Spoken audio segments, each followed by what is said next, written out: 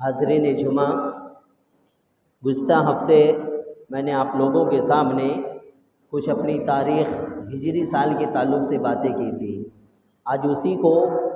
کچھ اس میں اور زیادتی کر کے ہجرت کے تعلق سے اور ہجری سن کے تعلق سے میں آپ کے سامنے کچھ باتیں کر رہا ہوں۔ میرے محترم، آج دنیا کے اندر مختلف قومیں آباد ہیں، صرف مسلمان ہی نہیں بلکہ کئی ایسی قومیں ہیں جس کو ہم جانتے ہیں، اور بہت ساری قوموں کو ہم لوگوں کے علم میں نہیں ہے۔ لیکن تمام قوموں کے اندر ایک بات متفق ہے کہ ہر ایک قوم اپنی بقا کے لیے، اپنی تاریخ کے لیے،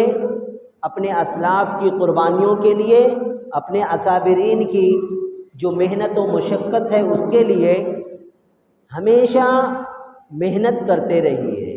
اور اس کو جمع کرنے کی کوشش کر رہی ہے اور کرتے آ رہی ہے۔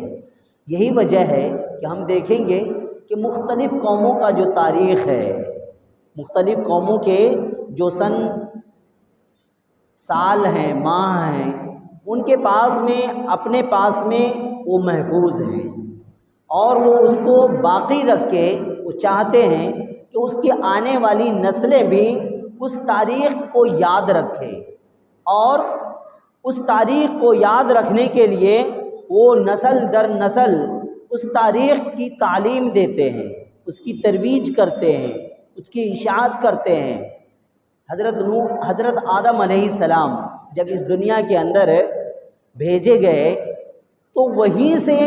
تاریخ کو محفوظ کرنے کا کام شروع ہو گیا۔ حضرت آدم علیہ السلام کی اولادوں نے آدم علیہ السلام کو زمین پر اتارے جانے کے بعد سے لے کر کے نوح علیہ السلام تک اس تاریخ کو یاد رکھا کہ فلاں تاریخ کو اللہ رب العالمین نے جنت سے آدم علیہ السلام کو زمین پر بھیجا۔ وہ اس طرح سے اس تاریخ کو انہوں نے یاد رکھا۔ اسی طرح سے آدم کے بعد نوح علیہ السلام کا جب زمانہ آیا تو نوح علیہ السلام کے زمانے میں ایک جو بڑا حادثہ یعنی طوفان نوح آیا، اس کو آپ کی قوموں نے یاد رکھا، اور اسی تاریخ سے وہ اپنی گنتی اور اپنی تاریخ کو گننا شروع کر دی۔ اسی طرح سے نوح علیہ السلام کے بعد جو ابراہیم علیہ السلام آئے تو نار نمرود ان کے پاس میں ایک بڑا حادثہ تھا۔ اس حادثے کو انہوں نے اپنی تاریخ کو ایک ماخذ قرار دیا۔ اسی طرح سے حضرت ابراہیم علیہ السلام کے بعد میں جو انبیاء آئے، یعقوب علیہ السلام، اسماعیل علیہ السلام اور یوسف علیہ السلام، اور اسی طرح سے موسیٰ علیہ السلام، ان تمام قوموں نے اپنی اپنی تاریخ کو یاد رکھنے کے لیے اپنے زمانے میں ہونے والے ایک حادثہ کو، یا اپنے انبیاء کی پیدائش کی تاریخ کو، یا کوئی ایسا انعام جو اللہ رب العالمین نے اس پہ نازل کیا ہو، اس کو ان تمام انبیاء کی قوموں نے اور آج تک رہتی دنیا تک تمام قوموں نے اپنے اندر اپنی حیثیت سے، اپنے طور طریقے سے اپنی قوم کو اپنی تاریخ یاد دلاتی رہی ہے۔ یہی وجہ ہے کہ ہم دیکھیں گے کہ عیسیٰ علیہ السلام کی قوم عیسیٰ علیہ السلام کی ولادت کو اپنی تاریخ مناتی ہے، اور انہوں نے اس قدر اس کو ترویج دی، اس کی اشاعت اتنی زیادہ کی کہ ہم میں سے ہر ایک شخص اپنی پیدائش کی تاریخ عیسیٰ علیہ السلام سے جوڑتے ہیں، اپنی موت و حیات کی تاریخ کو عیسیٰ علیہ السلام سے جوڑتے ہیں، اپنی رسم و رواج کی تاریخ کو عیسیٰ علیہ السلام سے جوڑتے ہیں۔ یعنی اس قوم نے اتنی زیادہ اس کو ترویج دی کہ آج لوگوں کے سامنے عیسیٰ علیہ السلام کی تاریخ پیدائش ایک دم عام ہو گئی ہے۔ جیسے کہ آج ہم سے پوچھا جائے کون سی تاریخ ہے، ہم جھٹ سے کہہ دیں گے 2023 ہے، اگست کا مہینہ چل رہا ہے۔ تو یہ تاریخ کس کی ہے؟ عیسیٰ علیہ السلام کی پیدائش کی تاریخ ہے۔ وہ لوگ ہر سال اپنے بال بچوں کو، اپنی نسل کو، اپنے آنے والی تمام پشتوں کو یاد دلانے کے لیے ہر سال ایک جشن مناتی ہے، جسے ہم 25 دسمبر کے نام سے یاد کرتے ہیں، اور اس کے اندر بہت سارے لوگ شامل ہوتے ہیں۔ الغرض یہ کہ اور دوسری قوموں کو دیکھ لیں، جیسے ہم جس زمین پہ رہتے ہیں، یہ ہندوؤں کا زمین، یہاں ہندوستان کے اندر رام نومی بول کر کے ایک جشن منایا جاتا ہے، یہ اس کی تاریخ ہے کہ اس دن رام پیدا ہوئے تھے، وہ رام کو مہان مانتے ہیں اور اسی تاریخ سے وہ اپنے حساب و کتاب کرتے ہیں۔ میرے محترم، دنیا کے اندر ہر زندہ قوم جس کے اندر تھوڑی بہت بھی زندگی کی رمق ہے، جو جینا چاہتی ہے، جو ترقی کرنا چاہتی ہے، جو اپنے آپ کو اپنی تاریخ سے جوڑ کر کے رکھنا چاہتی ہے، جو اپنے آل و اولاد کو اپنی تاریخ یاد دلاتی ہے، ہر ایک کے اندر یہ بات پائی جاتی ہے کہ وہ اپنی تاریخ کو مسخ کرنا نہیں چاہتی، وہ اپنی تاریخ کو کبھی بھلانا نہیں چاہتی، وہ اپنی تاریخ کے اندر ذرہ برابر بھی رد و بدل کرنا نہیں چاہتی ہے، وہ اپنی تاریخ کو من وعن محفوظ کرنا چاہتی ہے اور محفوظ کر کے اسی کے ذریعے سے اپنے ہر کام کو انجام دیتی ہے۔ میرے محترم، دنیا کی ساری تاریخوں کے اندر آپ کو کچھ نہ کچھ تحریف نظر آئے گا، کہیں پہ اختلاف نظر آئے گا۔ جو یہاں شمال میں جو تاریخ اپنائی جاتی ہے اسی تاریخ کو اگر جنوب میں چلے جائیں اس کے اندر کچھ نہ کچھ تحریف نظر آئے گی۔ اور اسی طرح سے جو برٹش انگریز ہیں جن کو وہ لوگ جنم دن مناتے ہیں، وہ جرمن انگریز ویسا نہیں مناتے، ان دونوں کے درمیان میں آپ کو تفریق نظر آئے گی۔ لیکن اسلامی تاریخ یہ وہ ایسی تاریخ ہے جس کے اندر اللہ کے نبی صلی اللہ علیہ وسلم کی پیدائش سے لے کر کے آپ کے وفات تک ایک ایک لمحہ، ایک ایک منٹ اس کو درج کیا گیا ہے، اس کو یاد رکھا گیا ہے، اس کو محفوظ کیا گیا ہے، اس کے اندر ذرہ برابر بھی رد و بدل نہیں کیا گیا، اس کے اندر کوئی تحریف نہیں کی گئی ہے، اس کے اندر کسی قسم کی کوئی تنسیخ نہیں ہوئی ہے۔ تو یہ ہماری تاریخ ہے کہ جو قومیں اپنی تاریخ کے اندر رد و بدل ہونے کے باوجود اس کو مہان مانتی ہے، لیکن ہم جو ہیں ہماری تاریخ جو بالکل محفوظ ہے، اچھی حالات میں ہے، اس کے اندر کوئی تحریف نہیں ہے، اس کے اندر ذرہ برابر بھی رد و بدل نہیں ہے، لیکن اس کے باوجود اتنی اعلیٰ اور شاندار تاریخ ہونے کے باوجود ہم لوگ اس کا استعمال نہیں کرتے ہیں، ہمیں یاد نہیں ہے۔ اگر آپ میں سے بیٹھے لوگوں سے کہہ دیا جائے کہ یہ ہجرت کا کون سا سال چل رہا ہے تو یقین مانیے آدھے سے زیادہ لوگ تو بالکل نہیں بتا پائیں گے، اللہ یہ کہ اگر کسی کو معلوم ہو تو معلوم ہو، پڑھے لکھے ہوں، تھوڑے بہت معلوم جانکاری رکھتے ہوں، لیکن عام پبلک کا عالم یہ ہے کہ اگر آج ابھی سوال کیا جائے کہ آپ میں سے کتنے لوگوں کو معلوم ہے کہ ہم جس سال میں جی رہے ہیں یہ ہجرت کا کون سا سال ہے، بتائیے آپ بتا پائیں گے؟ یقیناً نہیں بتا پائیں گے،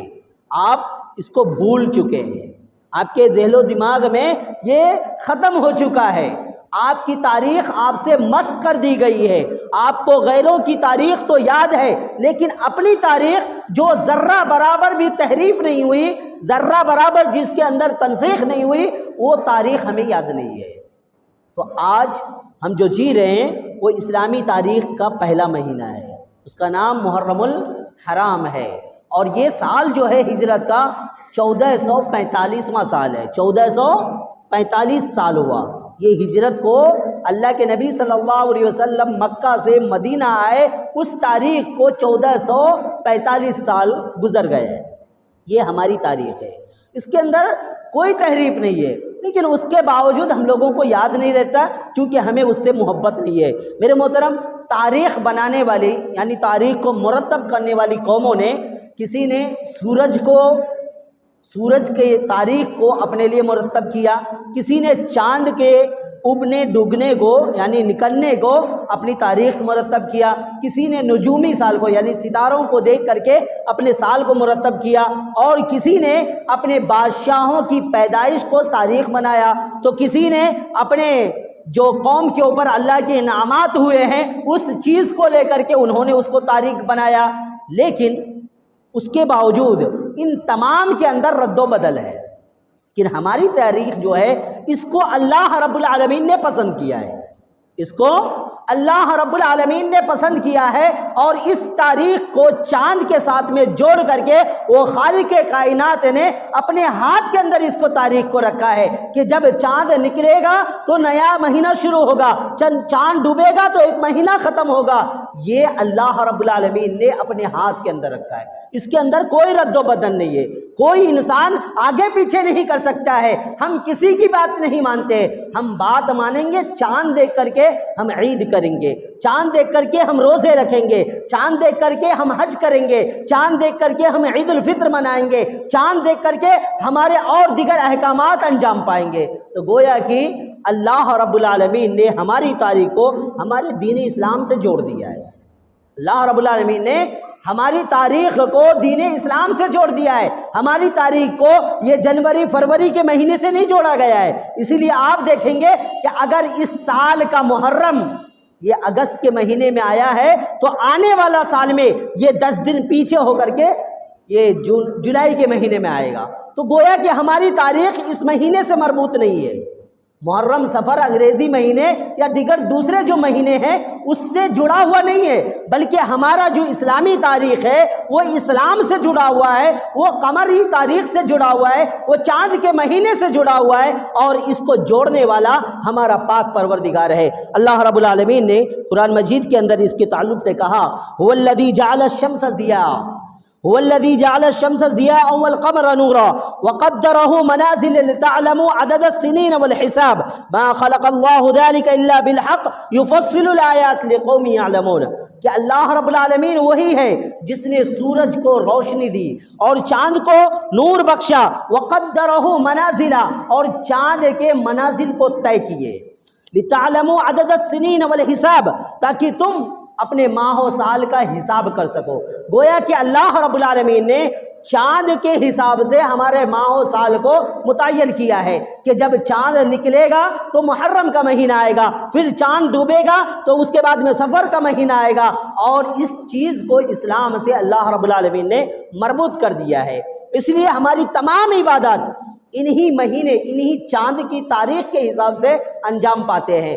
اور اللہ رب العالمین کا یہ فضل ہے کہ اللہ رب العالمین نے اس چیز کو اپنے ہاتھ میں رکھا ہے تاکہ اس کے اندر کسی قسم کی کوئی نہ تحریف ہو سکے، نہ رد و بدل ہو سکے، نہ اسے کسی قسم کی چینجنگ کا اور چیلنجنگ کا کوئی سامنا کرنا پڑے۔ میرے محترم، ہماری تاریخ کی اجرا یعنی اس کی ایجاد کب ہوئی؟ یہ تاریخ جو ہماری ہجری سن ہے اس کو کب بنایا گیا، کب مسلمانوں کے اندر اس کا رواج پایا؟ تو ہم نے گزشتہ جمعہ سنا کہ اللہ رب العالمین کے یہاں 12 مہینے شروع سے ہیں، یوم خلق اللہ السماوات والارض، جہاں سے اللہ رب العالمین نے زمین و آسمان کی تخلیق کی، جب ہی سے لے کر کے 12 مہینے کی گنتی کی تعداد ہے، یعنی محرم الحرام اور سفر، یہ جو 12 مہینے ہیں یہ عرب کے اندر پہلے سے رائج تھے۔ پھر ہماری جو اسلامی تاریخ ہے اس کا رواج کب ہوا؟ اللہ کے نبی صلی اللہ علیہ وسلم کی نبوت کے 23 سال گزر گئے، اسلامی تاریخ کا رواج نہیں ہوا۔ ابو بکر صدیق رضی اللہ تعالیٰ عنہ کے 2.5 سال خلافت کے وہ بھی گزرے، وہاں بھی رواج نہیں ہوا۔ حضرت عمر رضی اللہ تعالیٰ عنہ کے زمانے میں جب مسلمانوں کا فتوحات کا سلسلہ دراز ہوا، یعنی اسلامی مملکت کی توسیع ہو گئی، مسلمان جگہ جگہ پھیل گئے، اور حضرت عمر رضی اللہ تعالیٰ عنہ جب کوئی تاریخ لکھ کے بھیجتے، کوئی حکم بھیجتے، اس کے اندر لکھ دیتے، مان لے 14 محرم الحرام، اب یہ تاریخ لکھ کر کے بھیج دیتے، اور جب خط پہنچتا تو لوگوں کو یہ سمجھنا دشوار ہو جاتا کہ یہ خط یا اسی سال کا ہے یا اس سے پہلے والا سال کا ہے، یعنی یہ دشواری پیش آ رہی تھی۔ اسی میں سے ابو موسیٰ اشعری رضی اللہ تعالیٰ عنہ، یہ بھی حضرت عمر رضی اللہ تعالیٰ عنہ کے گورنروں میں سے ہیں، ان کے پاس میں جب کوئی خط پہنچتا تو ان کو یہ دشواری ہو رہی تھی کہ آخر کیا سمجھا جائے کہ یہ خط اسی سال کا ہے یا جو سال گزشتہ ہے اس کے اندر کا ہے۔ تو انہوں نے یہ تشویش حضرت عمر رضی اللہ تعالیٰ عنہ سے کی اور کہا کہ ہمیں تاریخ کو سمجھنے میں دشواری ہو رہی ہے، ہمارے لیے کچھ نہ کچھ کیا جائے۔ حضرت عمر رضی اللہ تعالیٰ عنہ نے بہت سارے صحابہ کو جمع کیا، اور جمع کرنے کے بعد سارے صحابیوں سے رائے طلب کی، مشورہ طلب کیا، اور کہا کہ اپنے اپنے رائے کے مطابق یہ بتاؤ کہ ہمارا جو تاریخ ہے وہ کب سے شروع کیا جائے۔ تو کسی نے کہا کہ اللہ کے نبی صلی اللہ علیہ وسلم کی ولادت ہمارے لیے باعث برکت ہے، اور باعث رحمت ہے اللہ کے نبی صلی اللہ علیہ وسلم کی ولادت کو تاریخ بنا لیا جائے۔ تو کسی نے کہا اللہ کے نبی صلی اللہ علیہ وسلم پر جب قرآن نازل ہوا اس دن کو تاریخ مرتب کیا جائے۔ تو کسی نے کہا اللہ کے نبی جب نبی بنائے گئے اس دن کو تاریخ مرتب کیا جائے۔ حضرت علی رضی اللہ تعالیٰ عنہ بڑے دور اندیش تھے، بہت زیادہ فراست والے تھے، انہوں نے کہا ہجرت کی تاریخ کو مسلمانوں کے لیے تاریخ مرتب کیا جائے۔ حضرت عمر رضی اللہ تعالیٰ عنہ کو یہ بات پسند آئی اور آپ نے سن ہجری کو، جس سال آپ نے ہجرت کی تھی یعنی نبوت کے 13ویں سال کو نبی صلی اللہ علیہ وسلم نے ہجرت کی، اور اسی سال کو مسلمانوں کے لیے سال مرتب کر دیا گیا، اور اسی وقت سے یہ ہجری سن کا آغاز ہوا۔ یعنی جب بھی لکھا جاتا تھا تو کہا جاتا 6 محرم الحرام سن 1 ہجری، 10 محرم الحرام سن 2 ہجری، اس طرح سے ہجرت کی تاریخ آگے بڑھی اور آ جا کر کے 14 محرم الحرام اور سن 1445 ہجری، گویا کہ اس طرح سے یہ تاریخ ہمارے درمیان رواج پائے۔ میرے محترم، یہ جو ہجری سن ہے اس کی اہمیت کیا ہے؟ آخر صحابہ کرام نے اس ہجرت ہی کو اپنے لیے سال کیوں بنایا؟ آئیے ہم دیکھتے ہیں اب کچھ باتیں ہجرت کے تعلق سے۔ ہجرت کہتے ہیں کس کو؟ ہجرت کہتے ہیں کہ جن صحابہ کرام نے اپنے گھر بار کو چھوڑ کر کے، مکہ کو چھوڑ کر کے، صرف دین اسلام کے خاطر، اپنے ایمان کی بقا کے خاطر، اپنے اسلام کو قائم رکھنے کے خاطر، اپنے اللہ رب العالمین کو ایک ماننے کے خاطر، اسلام کے خاطر اپنے گھر بار چھوڑ کر کے، مکہ چھوڑ کر کے مدینہ گئے، اس کو ہجرت کہتے ہیں۔ یعنی اپنے شہر کو دین اسلام کے لیے چھوڑ کر کے دوسرے شہر جانے کو کیا کہتے ہیں؟ ہجرت کہتے ہیں۔ اور صحابہ کرام نے دین اسلام کی بقا کے لیے، ان کو جو آزادی اسلام پر عمل کرنے کی نہیں مل رہی تھی، ان کو جو آزادی اللہ پر ایمان لانے کی نہیں مل رہی تھی، ان کو آزادی جو نماز روزے قائم کرنے کی نہیں مل رہی تھی، تو ان لوگوں نے اپنے گھر بار کو تیغ دیا، جان و مال کو تیغ دیا، اور صرف اسلام کے لیے اپنے گھر بار چھوڑ کے مدینہ آئے۔ اس کا نام ہجرت ہے۔ میرے محترم، یہ ہجرت کن اسباب کے تحت کیے گئے؟ یعنی کیا وجہ ہوئی کہ مسلمانوں کو مکہ چھوڑنا پڑا؟ مکہ مسلمان چھوڑ کر کے مدینہ آخر کیوں گئے؟ کیا وجوہات تھے؟ کیا اسباب تھے؟ آئیے میں ان میں سے چند اسباب آپ کے سامنے رکھتا ہوں۔ اللہ کے نبی صلی اللہ علیہ وسلم کو اللہ تبارک و تعالیٰ کی طرف سے جب یہ حکم ہوا کہ آپ دین اسلام کو مکہ کے عام لوگوں میں پھیلا دیں، اللہ رب العالمین کی بات کو تمام لوگوں تک پہنچا دیں، تو اللہ کے نبی صلی اللہ علیہ وسلم نے دعوت کر کے لوگوں کو یکجا کیا اور وہیں سے دعوت کا آغاز کر دیا، یعنی اسلام کا آغاز کیا اور تمام لوگوں تک دین اسلام کو پہنچانا شروع کر دیا۔ جو نیک طبیعت لوگ تھے، جو شریف لوگ تھے، جن کے ذہن و دماغ پاک تھے، ان لوگوں نے اللہ کی نبی کی دعوت کو قبول کیا اور وہ مسلمان ہو گئے اور وہ اسلام کے پابند ہو گئے، اللہ کے نبی صلی اللہ علیہ وسلم کے مطیع و فرما بردار ہو گئے۔ قریش نے دیکھا، قریش مکہ نے دیکھا، کفار نے دیکھا کہ مسلمانوں کی تعداد روز بروز بڑھتے جا رہی ہے، اسلام کی دعوت روز بروز بڑھتے جا رہی ہے، اور لوگ جوک در جوک اسلام کے اندر داخل ہو رہے ہیں۔ ان کو یہ بات ناگوار گزری کہ جس باپ دادا کی رسم و رواج کو لے کے ہم چل رہے ہیں، جس بتوں کی پوجا ہم کر رہے ہیں، جس معبود کو ہم اپنا معبود بنا رہے ہیں، یہ نئے لوگ اسلام قبول کر کے ہمارے باپ داداؤں کے خلاف باتیں کر رہے ہیں، ہمارے رسم و رواج کے خلاف باتیں کر رہے ہیں، ہماری معبودوں کے خلاف باتیں کر رہے ہیں، اور ہماری معبودوں کی اطاعت نہیں کی جا رہی ہے، ان کی بے حرمتی کی جا رہی ہے۔ ان کو غصہ لگنے لگا۔ ان لوگوں نے کیا کیا کہ اب یہ چیز ان لوگوں کے لیے مشکل ہو گئی کہ مسلمانوں کی باتوں کو سنا جائے اور مسلمانوں کی باتوں پہ عمل کیا جائے۔ ان لوگوں نے ایک مسلمانوں کو ستانا شروع کر دیا، تشدد کرنا شروع کر دیا۔ ان سے کہا جانے لگا کہ تمہارے باپ دادا تم سے زیادہ سمجھدار تھے، انہوں نے جس دین کو اپنایا ہے تم اسی دین پہ قائم رہو، اگر اس دین کو چھوڑ دیتے ہو تو تمہیں سزا دی جائے گی۔ میرے محترم، تشدد کا ایسے طریقے اپنائے گئے، ایسے طریقے اپنائے گئے جس کی وجہ سے انسانیت کو تکالیف کا وہ تکالیف اتنی زیادہ محسوس دلایا گیا کہ اسلام چھوڑنے پر ان کو مجبور کیا گیا، لیکن مسلمان آخر یہ تمام چیزیں جانتے تھے، اور اللہ کے نبی صلی اللہ علیہ وسلم ان کو یہ باتیں بتاتے تھے کہ تمہیں اسلام لانے کے جرم میں، اسلام قبول کرنے کے جرم میں تمہیں ستایا جائے گا، تکالیف دی جائے گی۔ اور یہی ہوا، ایک ایک مسلمان کو لوگوں نے کیا کیا، گلوں کے اندر پٹے ڈال کر کے بچوں کے حوالے کر دیا، اور تپتی ہوئی ریتوں کے اندر، صحراؤں کے اندر اس کو لے کر کے بچے گھسیٹتے، اور ان سے کہا جاتا کہ تم یا تو اسلام کو چھوڑ دو یا تو محمد صلی اللہ علیہ وسلم کی باتیں ماننا چھوڑ دو، ورنہ تمہیں اسی طرح سے ستایا جائے گا۔ یعنی اس قدر تشدد کیا گیا، اس قدر تشدد کیا گیا، لیکن اس کے باوجود جو لوگ اسلام کو مان لیے تھے، جن لوگوں نے اسلام کو قبول کر لیا تھا، ان کی دلوں کے اندر ذرہ برابر بھی ان کفار سے نہ ڈر ہوئی، نہ ان کی باتوں کا ان کے اندر کوئی خوف ہوا۔ اسی طرح سے اللہ کے نبی صلی اللہ علیہ وسلم کی تعلق سے پروپیگنڈے کیے جانے لگے، آپ کے خلاف میں ماحول بنایا گیا، آپ صلی اللہ علیہ وسلم جہاں دین کی دعوت دیتے وہ وہیں پہ چلے جاتے اور جا کر کے کہتے کہ یہ جو نبی آیا ہے یہ نبی جھوٹا ہے، یہ جو نبی باتیں کر رہا ہے یہ جادوگری کی باتیں کر رہا ہے، ان کی باتوں میں جادو ہے، اس لیے لوگ اس کی باتوں کو مان لیتے ہیں، یہ جھوٹا نبی ہے، ان کی باتیں سچی نہیں ہے، ان کی باتوں کو نہ مانا جائے۔ گویا کہ اسلام سے پھیرنے کے لیے اسی نبی کو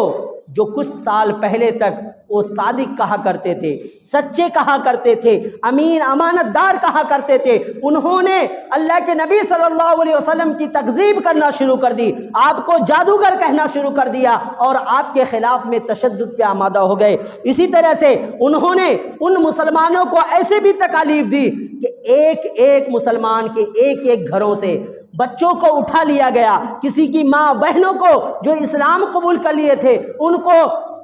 گھوڑے کے پیچھے باندھ کر کے ان کو تیر مار دیا گیا۔ الغرض اس طرح ستایا گیا، اس طرح ستایا گیا کہ چاہے کہ مسلمان اس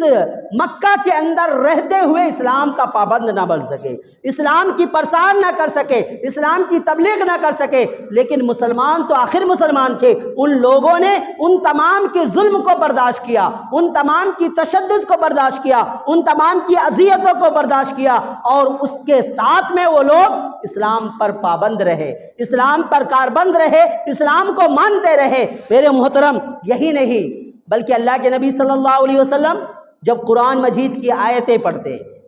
اور لوگوں کو قرآن مجید کی تلاوت کر کے سناتے تو ان کے جو بڑے تھے وہ آ کر کے قرآن مجید سنتے بھی، چھپ چھپا کر کے سنتے بھی، لیکن اس کے باوجود لوگوں میں جا کر کے کہتے کہ یہ جو نبی کلام پڑھتا ہے یہ ان کے شیاطین ہیں جو ان کی مدد کر رہے ہیں، اور یہ وہی باتیں تم تک پہنچا رہا ہے۔ گویا کہ اسلام کو پھیلنے دینے سے ان لوگوں نے مکمل طرح سے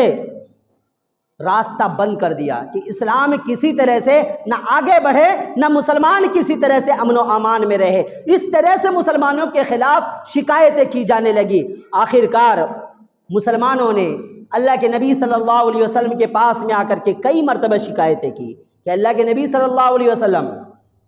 ہمارے ساتھ میں اسلام لانے کی پاداش میں لوگ ہمارے ساتھ میں ایسے سلوک کرتے ہیں کہ وہ ہمیں حد سے زیادہ ستا رہے ہیں۔ اللہ کے نبی صلی اللہ علیہ وسلم کعبے کی دیوار سے ٹیک لگائے بیٹھے تھے۔ اللہ کے نبی صلی اللہ علیہ وسلم اٹھ گئے اور کہنے لگے کہ کیا تم لوگ اتنی ہی تشدد سے، اتنی اذیت سے گھبرا گئے؟ تم سے پہلے لوگوں کو لوہے کی کنگھیوں سے ان کے گوشت کو چھیل دیا گیا، ان کو آگ کے اندر جھونک دیا گیا، ان کے سر کو قلم کر دیا گیا، ان کے ناکوں کے اندر دھوئیں دیے گئے، اور اتنی زیادہ تکالیف دی گئی، لیکن اس کے باوجود وہ لوگ اسلام پر قائم رہے اور تم لوگ گھبرا گئے ہو۔ لیکن اللہ کے نبی صلی اللہ علیہ وسلم اور صحابہ کرام حد سے زیادہ دکھ سہنے کے باوجود اسلام پر تو پابند تھے، لیکن آپ کو تھوڑا بہت ڈر ستانے لگا۔ ڈر اس بات کا کہ وہ لوگ صحابہ کرام کو جو تکالیف دیتے تھے، آپ کے دل کے اندر تھوڑی سی کھٹک آنے لگی، آپ کو دکھ ہونے لگا۔ تو اللہ رب العالمین نے آپ صلی اللہ علیہ وسلم کو خواب میں دکھایا۔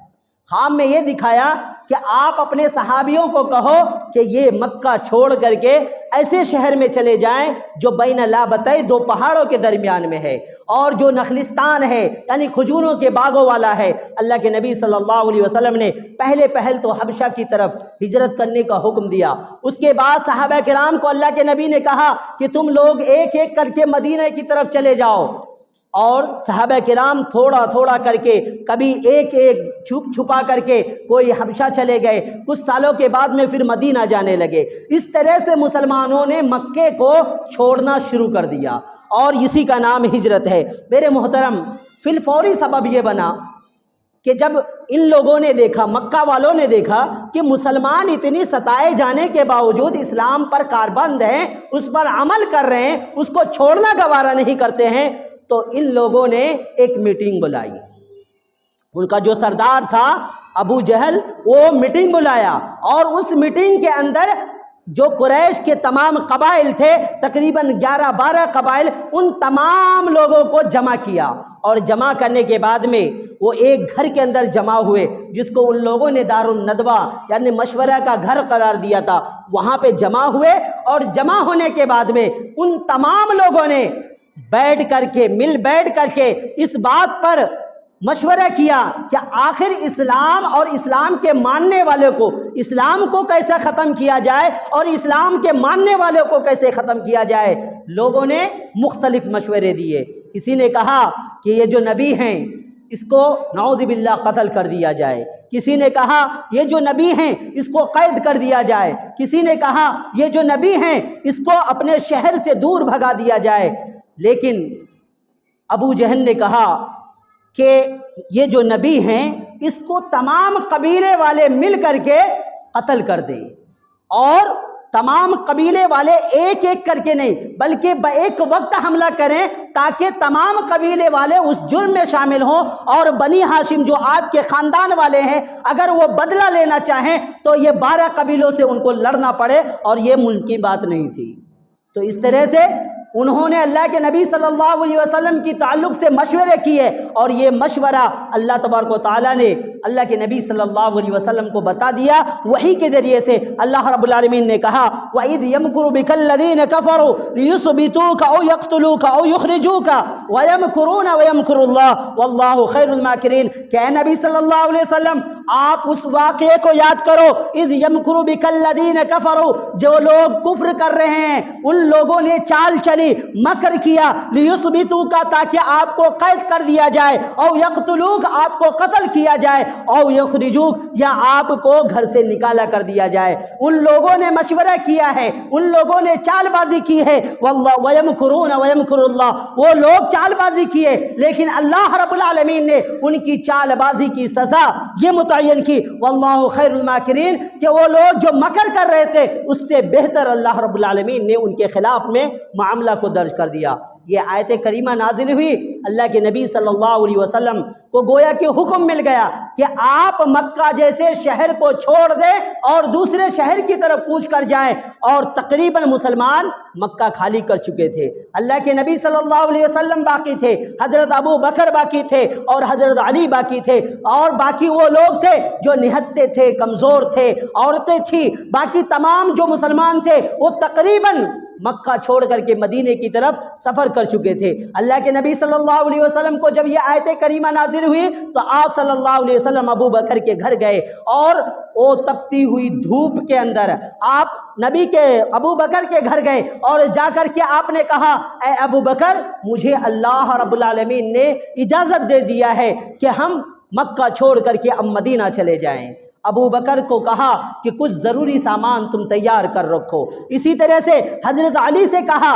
کہ علی، آج تم رات کے اندر میرے بستر پہ سوؤ گے، اور ہم لوگ جب چلے جائیں تو تم صبح اٹھ کر کے جو امانتیں میرے گھر کے اندر رکھی ہوئی ہے، ان کفار کی رکھی ہوئی ہے، ان تمام لوگوں کی امانتیں واپس کر کے پھر تم مکہ چلے آؤ گے۔ میرے محترم، اس کے بعد اللہ کے نبی صلی اللہ علیہ وسلم نے رات کے پہر میں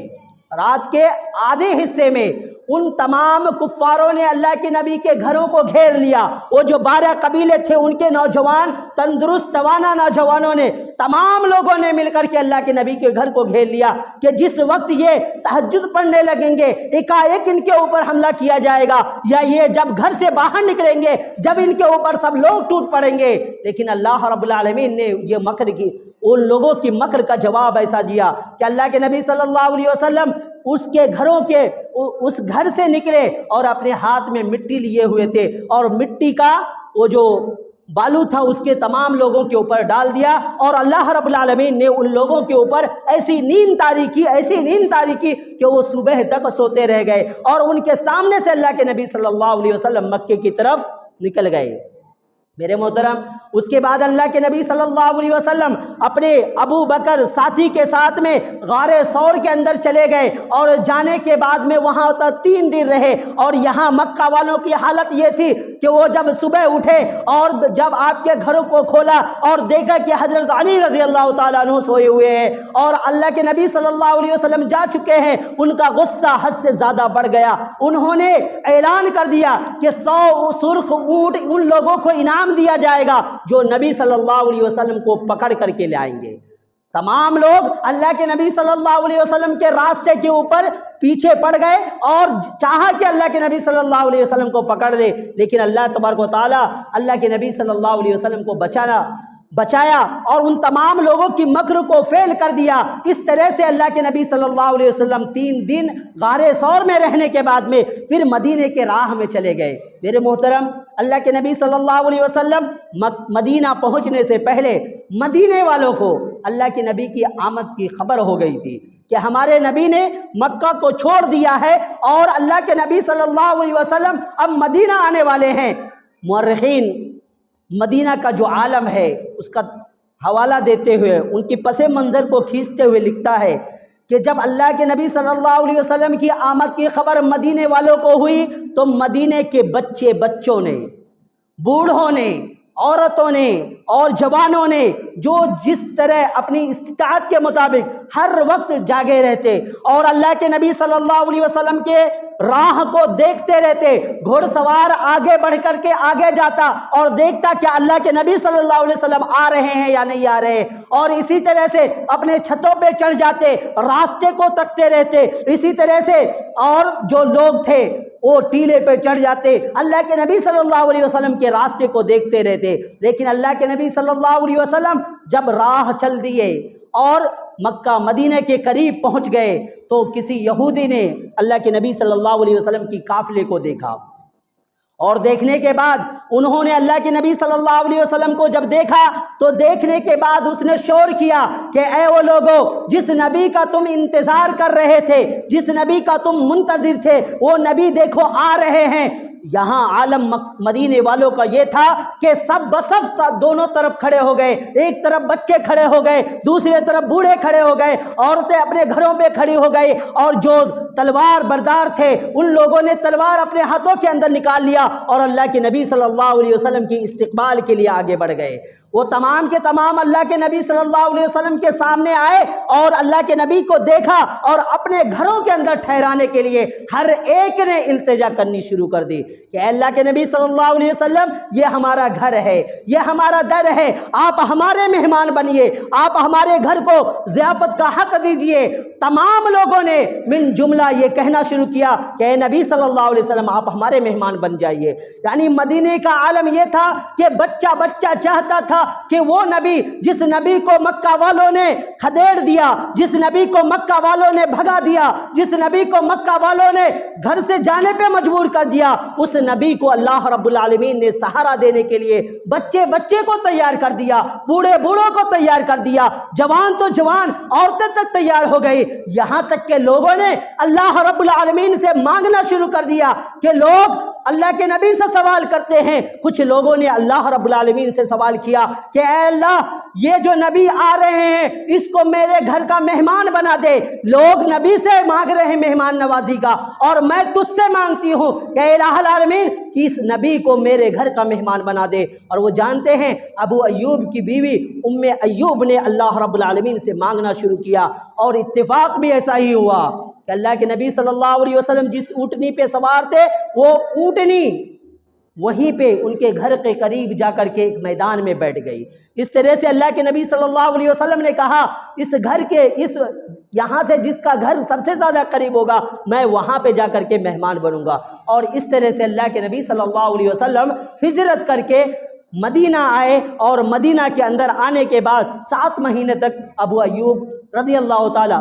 عنہ کے گھر میں مقیم رہے۔ میرے محترم، بتانے کا مقصد یہ ہے کہ یہ جو ہجرت کا واقعہ ہے اسلامی تاریخ کا، یہ وہ واقعہ ہے جو رونگٹے کھڑے کر دینے والی ہے۔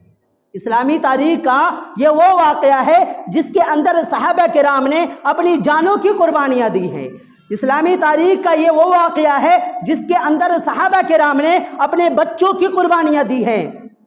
آپ تاریخ کے اوراق کو پڑھیے، آپ کو بہت زیادہ نہیں تو اردو کے اندر ایک کتاب ہے الرحیق المختوم، اس کو پڑھیے۔ اگر اتنا زیادہ بھی نہیں پڑھ سکتے تو بچوں کو ایک کتاب پڑھائی جاتی ہے رحمت عالم، آپ اس کو پڑھیے، آپ کو معلوم پڑے گا کہ یہ ہجرت کا کتنا دردناک واقعہ ہے جو اللہ کے نبی صلی اللہ علیہ وسلم مسلمانوں کے ساتھ میں یہ واقعہ پیش آیا، جہاں ایک طرف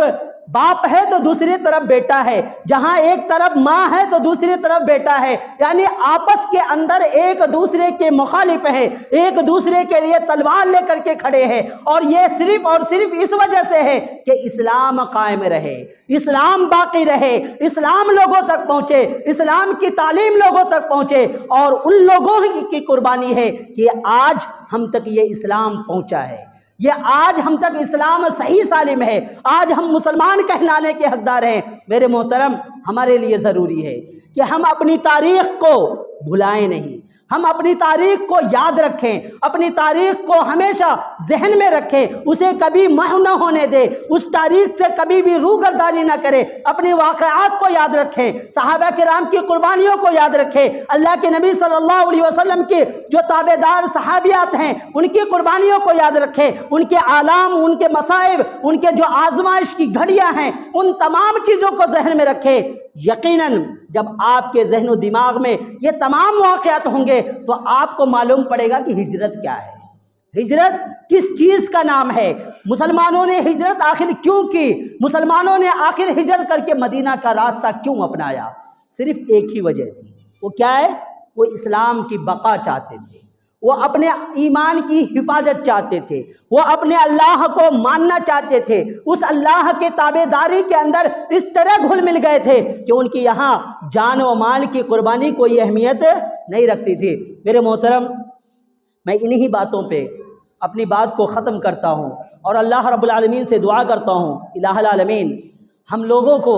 اپنی تاریخ سے مربوط رکھ، جڑا ہوا رکھ، ہمیں اپنی تاریخ یاد رکھنے کی توفیق دے، ہمیں اپنے ان نبی کے جو واقعات ہیں اور ان صحابہ کرام کے جو مصائب و آلام اور تکالیف کے جو داستانیں ہیں اسے اپنے دماغ کے اندر، اپنے ذہن کے اندر اس کو محفوظ رکھنے کی ہمیں توفیق دے تاکہ ہمیں اس کی اہمیت معلوم ہو سکے، اس تاریخ کے بارے میں ہمیں مکمل جانکاری ہو سکے، اور اس کے بعد میں ہم جب بھی عمل کریں تو ہمیں فخر محسوس ہو اپنے مسلمان ہونے پر، اپنے اسلام کے قبول کرنے پر، اپنے اللہ کو ایک ماننے پر۔ اللہ رب العالمین ہم تمام لوگوں کی نیک اور جائز خواہشات کو پوری فرمائے۔